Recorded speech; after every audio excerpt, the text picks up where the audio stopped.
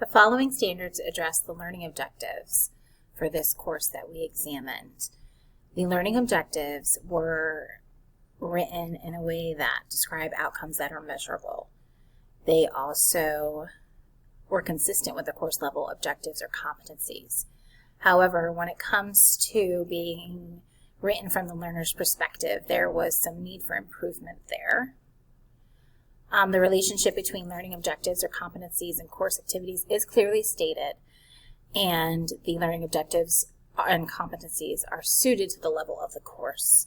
There is actually a link on this previous slide that shows the lesson plan with the objectives listed here that show they are measurable. Work with a partner to give and receive written feedback in a document. Use feedback suggestions to improve a document they create. However, they use the word they here, which is not using the first person perspective for the learner. Down here, this lesson addresses the digital skills and the terms and concepts that relate to the objectives, which is another part of those standards.